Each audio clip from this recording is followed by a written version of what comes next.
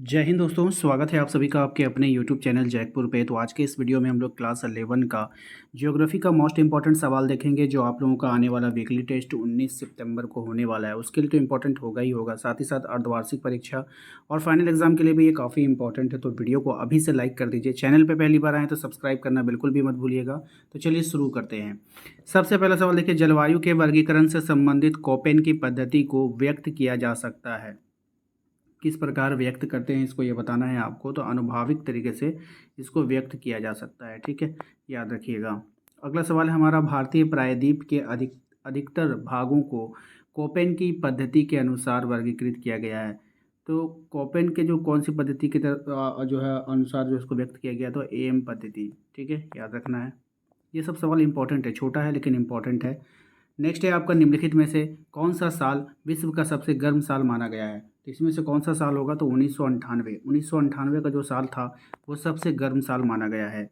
नीचे लिखे गए चार जलवायु के समूहों में कौन आर्द्र दशाओं को प्रदर्शित करता है। तो कौन यहाँ पे आर्द्र दशाओं को जो है प्रदर्शित करेगा, यहाँ पे एक सीक्वेंस बनाकर आपको दिया है।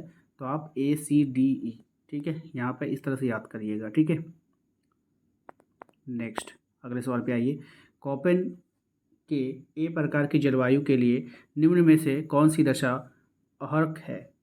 राइट आंसर हो जाएगा ऑप्शन सी, सभी महीनों का जो औसत मासिक तापमान 18 से अधिक, ठीक है, ऑप्शन सी।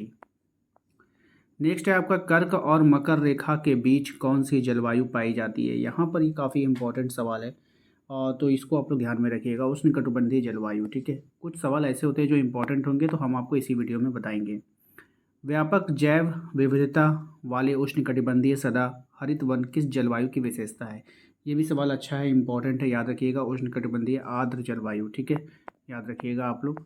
नेक्स्ट सवाल है आपका, किस जलवायु में वर्षा शीत ऋतु में होती है। तो कौन सी जलवायु में जो है वर्षा शीत ऋतु में होगी। तो भूमध्य सागरीय जलवायु में जो वर्षा होगी वो शीत ऋतु में होगी, ठीक है। क्वेश्चन 9 पे आइए, कोई लाइकेन तथा पुष्पी पादप जैसे छोटे वनस्पति किस प्रकार की जलवायु में पाए जाते हैं। तो ये जो जलवायु पाए जाएंगे ये टुंड्रा जलवायु में पाए जाएंगे। ये भी सवाल काफ़ी इंपॉर्टेंट है, याद रखना है। किस जलवायु में सबसे कम वार्षिक तापांतर पाया जाता है। तो कौन सी जलवायु में पाया जाएगा, तो विषुवत रेखीय जलवायु में पाया जाएगा, ठीक है। निम्न में से कौन सा ग्रीन हाउस गैस है। ये भी सवाल काफ़ी इंपॉर्टेंट है, एग्जाम में आता है। तो क्लोरोफ्लोरोकार्बन, मीथेन, कार्बन डाइऑक्साइड, ये सभी क्या है, ग्रीन हाउस गैसें हैं, ठीक है। निम्न में से कौन सी गैस सूर्य से आने वाली पराबैंगनी किरणों को अवशोषित करती है। यानी कि यहाँ पे कौन सी ऐसी गैस है जो पराबैंगनी किरणों को अवशोषित कर लेगी। तो ओजोन गैस जो है वो पराबैंगनी किरणों को अवशोषित करती है। अगला सवाल है कि कोपेन ने अपने जलवायु वर्गीकरण में निम्न में से किसे आधार माना है। तो कौन सा आधार था उसका, तापमान एवं वर्षा ही उसका क्या था, आधार था। क्लोरोफ्लोरोकार्बन का उत्सर्जन सबसे अधिक किस देश के द्वारा किया जा रहा है। तो ये जो सबसे अधिक किया जा रहा है वो USA के द्वारा किया जा रहा है, जो कि ओजोन के लिए जो है हानिकारक होता है। अगला सवाल देखिए, क्वेश्चन नंबर 15 में निम्नलिखित में से किस जलवायु में वार्षिक तापमांतर सबसे अधिक होता है। तो कौन सी जलवायु में होता है ये, तो उष्ण मरुस्थलीय जलवायु में जो है अधिक होता है, ठीक है। कोपेन ने अपने जलवायु वर्गीकरण में मानसूनी जलवायु को किस संकेत के द्वारा प्रस्तुत किया है। तो कौन सा संकेत से प्रस्तुत किया, तो AM से प्रस्तुत किया है, याद रखिएगा, ठीक है। नेक्स्ट है आपका, कोपेन ने अपने जलवायु के वर्गीकरण में स्टेपी या अर्ध शुष्क जलवायु के लिए किन अक्षरों का प्रयोग किया है। तो इसमें जो अक्षर का उन्होंने प्रयोग किया था वो BS का प्रयोग किया है, याद रखिएगा, अच्छा सवाल है। क्वेश्चन नंबर आते हैं हम लोग 18 पे, निम्नलिखित में से किस जलवायु को कोपेन ने E अक्षर के द्वारा प्रदर्शित किया है। तो कौन सी जलवायु थी ऐसा जिसको E से प्रदर्शित किया था, तो ध्रुवीय जलवायु, ठीक है। अब देखिए ध्रुव किस में होता है, पृथ्वी पे। पृथ्वी को हम लोग अंग्रेजी में क्या बोलते हैं, अर्थ बोलते हैं। तो इस तरह से जो है हम लोग याद कर लेंगे ताकि आपको एग्जाम में दिक्कत ना हो, ठीक है। क्वेश्चन नंबर आते हैं हम लोग 19 पे। यहाँ पे कहा जा रहा है कि जलवायु का वर्गीकरण सर्वप्रथम किसने किया था। काफ़ी अच्छा सवाल है और एग्जाम में आ सकता है। तो ग्रीक के विद्वानों ने किया था। किसने किया था, ग्रीक के विद्वानों ने किया था। जलवायु परिवर्तन के क्या कारण हैं। अब जलवायु परिवर्तन का कारण यहाँ पे आपको बताना है। तो सौर कलंकों की संख्या, ज्वालामुखी क्रिया, मिलैंकोविच दोलन, या फिर इनमें से सभी। तो इनमें से सभी इसका राइट आंसर हो जाएगा। अगले सवाल पे आते हैं। अगला सवाल है हमारा, निम्न में से कौन सी गैस धान के खेतों, नम भूमि तथा दलदल से निकलती है। बात समझ में, धान के खेत से निकलेगा। नम खेतों में अगर नमी है तो वहाँ से निकलेगा, और दलदल से भी निकलता है ये गैस। तो कौन सी गैस है वो, ये बताना है। तो मीथेन गैस है, याद रखिएगा, मीथेन गैस निकलता है। कोपेन ने विश्व के मुख्य जलवायु प्रदेशों को कितने भागों में विभाजित किया है? ये भी सवाल अच्छा है। तो ये जो विभाजित किया है, 5 भागों में विभाजित किया है। अगले सवाल पे आते हैं। जो अगला सवाल है हमारा कि निम्न में से कहाँ सबसे लंबा दिन और रात होता है, यानी कि ऐसी कौन सी जगह है जहाँ पे सबसे लंबा दिन और सबसे रात होगा? तो ध्रुवों पर। कहाँ पे होगा? ध्रुवों पे होगा। कोपेन ने विश्व जलवायु वर्गीकरण कब प्रस्तुत किया था? तो इसने जो विश्व जलवायु वर्गीकरण प्रस्तुत किया 1918 में प्रस्तुत किया। ऑप्शन नंबर ए हमारा राइट आंसर हो जाएगा। नेक्स्ट सवाल है क्वेश्चन नंबर 25 कि उच्च भूमि की जलवायु के लिए कोपेन ने किस अक्षर का प्रयोग किया है? तो उच्च भूमि की जलवायु के लिए जो उन्होंने प्रयोग किया है वो एफ का प्रयोग किया है। ठीक है। नेक्स्ट है आपका निम्न में से कौन सी जीवाश्म ईंधन है? अब आपको बताना है यहाँ पे जीवाश्म ईंधन कौन सा है। तो कोयला, पेट्रोलियम, प्राकृतिक गैस। तो इनमें से सभी।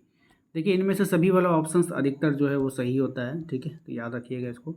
वायुमंडल में उपस्थित ग्रीन हाउस गैसों में कौन सी गैस सबसे अधिक मात्रा में पाई जाती है? तो कौन सी गैस सबसे अधिक मात्रा में? Carbon dioxide. याद रखिएगा, कार्बन डाइऑक्साइड। देखिए हमने आपके लिए क्लास 11 के लिए जो है अर्धवार्षिक परीक्षा की तैयारी हमने शुरू कर दी है, इसलिए आप लोग जो है चैनल को जरूर से जरूर सब्सक्राइब कर लीजिएगा। हरित क्रांति यानी गृह, हरित क्रांति नहीं, हरित गृह प्रभाव, ठीक है, के लिए निम्न में से कौन सी गैस उत्तरदायी है? तो यहाँ पे आपको कौन बताना है कि कौन सी गैस जो है वो उत्तरदायी होगा। तो उत्तरदायी नहीं है, सॉरी उत्तरदायी नहीं है।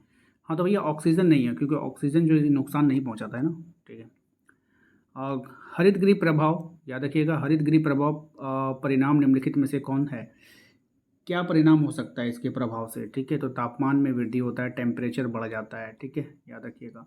ओजोन का सबसे अधिक ह्रास किस क्षेत्र में हुआ है? तो ओजोन का जो सबसे अधिक ह्रास हुआ है वो अंटार्कटिका के ऊपर देखा गया है। ठीक है, सबसे बड़ा होल वहीं पर है ओजोन का, अंटार्कटिका के ऊपर में। शीतोष्ण कटिबंधनीय किन दो अक्षांशों के बीच क्षेत्र को कहते हैं? यानी कि कौन से अक्षांशों के बीच के क्षेत्र को जो कहते हैं? तो दोनों गोलार्धों में 23 से 66.5 डिग्री का जो क्षेत्र होता है उसी को कहते हैं। ठीक है। निम्नलिखित में से भारतीय प्रायद्वीप के अधिकतर भागों में कौन सी जलवायु पाई जाती है? किस टाइप की जलवायु पाई जाएगी? तो एम जलवायु पाई जाएगी, याद रखिएगा। निम्नलिखित में से भूमंडलीय कार्बन सिंक माना जाता है, कौन किसको मानते हैं हम लोग कार्बन सिंक? ये बताना है आपको। तो भूमध्य रेखा वर्षा के वन को। ठीक है। निम्न में से किसे जो है मार्स गैस कहा जाता है? देखिए ये काफ़ी अच्छा सवाल है और एग्ज़ाम में आता है, याद रखिएगा, मीथेन को कहा जाता है।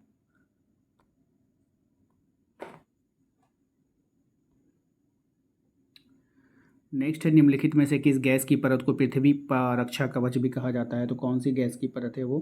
तो वो है आपका ओजोन गैस की परत को, याद रखिएगा, अच्छा सवाल है, एग्ज़ाम में आता है। अगला सवाल है हमारा कि प्लेट्यू स्टेशन कहाँ स्थित है? तो ये जो प्लेट्यू स्टेशन है वो 79 डिग्री दक्षिणी अक्षांश में स्थित है। Option A. 10वीं और 11वीं शताब्दी के वाइकिंग कबीले में निम्न में कहाँ जाकर बसे थे? तो वो कहाँ जाकर बस गए थे? तो राइट आंसर ग्रीनलैंड में। क्योटो प्रोटोकॉल की उद्घोषणा कब की गई थी? तो ये जो किया गया था 1997 में किया गया था, याद रखिएगा।